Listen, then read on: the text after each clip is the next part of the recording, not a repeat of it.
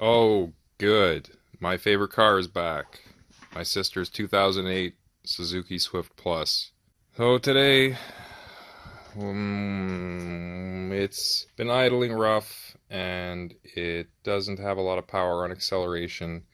And I pulled the codes with my code scanner and it was crying about um, too high of a voltage reading on bank 1, sensor 1 for the O2 sensor, which is this guy down here. So I'm going to show you real quick how to change that. Luckily, it's pretty easy to change. Be careful because this is very, very hot. Either let it cool down or just wear gloves. Don't burn yourself. The connector for this sensor is right here.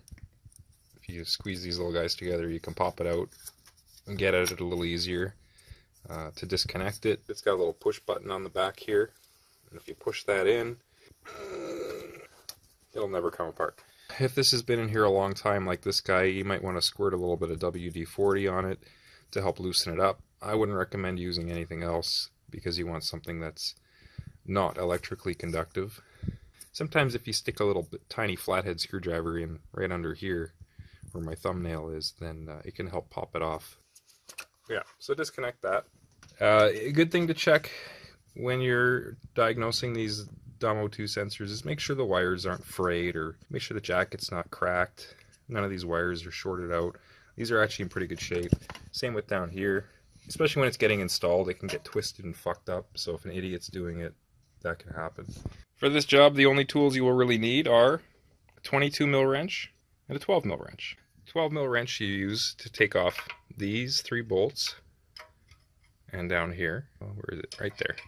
That gets this heat shield here off, and then you can get at that a little easier. You can get it without taking the heat shield off, but man, save yourself some trouble. Just take this off. You might need to spray these with a little bit of penetrating oil. Just make sure you use something that's not flammable because there's a good chance this will be very hot when you spray it on it and you don't want a big fire. I like using liquid wrench. It's probably my favorite penetrating oil and it doesn't seem to catch on fire very easily. Alright, so I'm going to take that shit off and then we'll come back. Alright, got these 3 bolts out. So they come out pretty easy, especially if the exhaust is still warm. And then this should just come right off. Remember, careful, it's hot. Now, if you disconnected that connector, like I said, you can get it out. Just pops through that nice little hole. Down there, that's your O2 sensor. So you just take yourself a big old 22 mil. Again, penetrating oil might not hurt. This one came out pretty easy.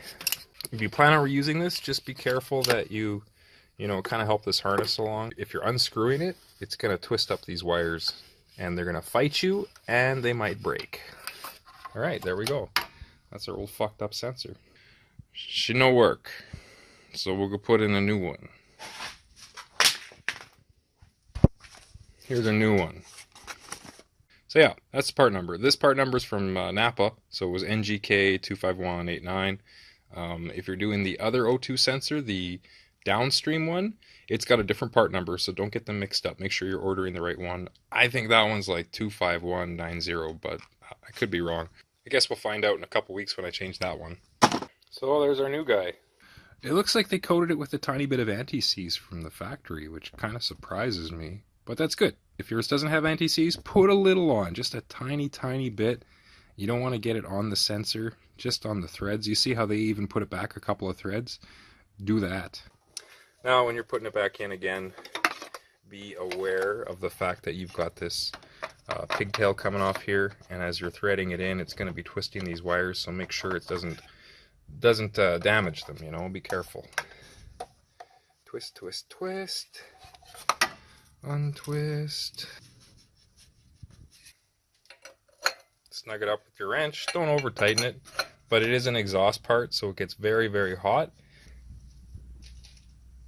Give it a touch of elbow grease, just a touch. Just get it in there good and snug. I'm going to route the wire back through this big hole, bolt this heat shroud back on. Again, a little anti-seize on these bolts wouldn't hurt because you want to make them pretty tight. Okay. Now, just plug this guy back in, sticker back in this little mount. That's it, you're done. Easy as that. So if you know for sure that this O2 sensor on your car is bad, this is an easy fix, 5 minutes. The part's a little pricey, but that's just the way it goes with O2 sensors. You're looking at about $100, give or take. All right, well, if you found this helpful, then please give me a like and maybe consider subscribing. If you don't mind listening to my voice, you could go check out some of my other videos, and hey, maybe you'd like them. All right, cool. Take it easy.